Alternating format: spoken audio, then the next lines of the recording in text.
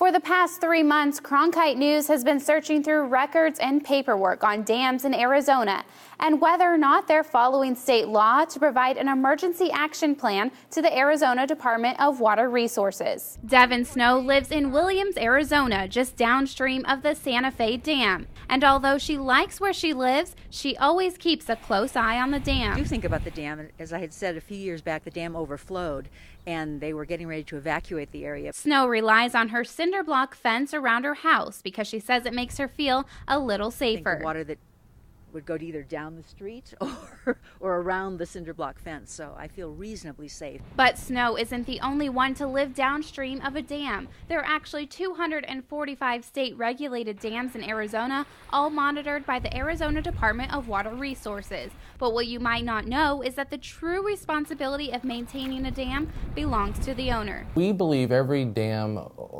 owner has an intent to protect life and property downstream.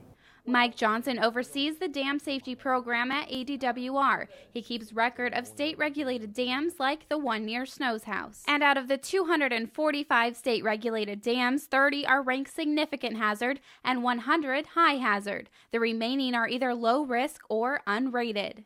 Dams that are labeled as high or significant hazard like this one are required by state law to have an emergency action plan in place. What their intent is to spell out the responsibilities of the owner of a dam in the event of an unusual, adverse, or emergency situation that may occur at the dam. But according to Johnson, budget cuts and a lack of funding is making it difficult to enforce that all dams have a complete EAP.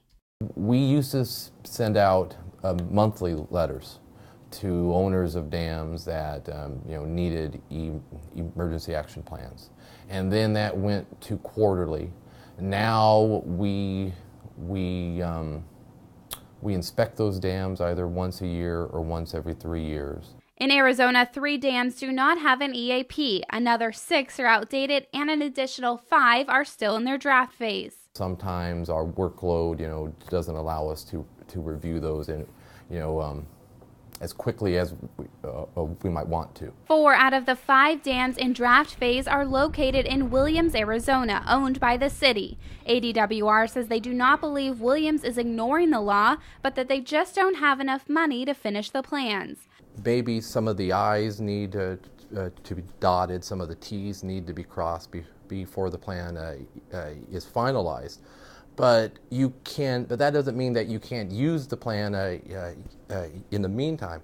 Glenn Cornwell, Williams Public Works Director, says even though the 4 dams in Williams have been in draft phase since 2007, his staff keeps a good eye on them. These guys get out and work around them and on them all the time. We don't just wait for that one time when ADWR comes. In fact, we'd like to have them a little spruced up for them. Cornwell says the reason why Dogtown City, Santa Fe, and Cataract Creek dams are still in the draft phase is because of the engineering costs associated with mapping out the dam and flood areas. That's one of the biggest problems with most of the jurisdictions right now with the budget crunches and finding the money in order to do it. The ADWR says they try to help owners who can't afford to design maps, but without enough resources, it makes it difficult to assist them. We haven't had a loss of staff per se, but we have less funds available for these types of support projects. Melvin Berry lives downstream of Santa Fe Dam, but says living near a high-hazard dam without a completed EAP doesn't really bother him.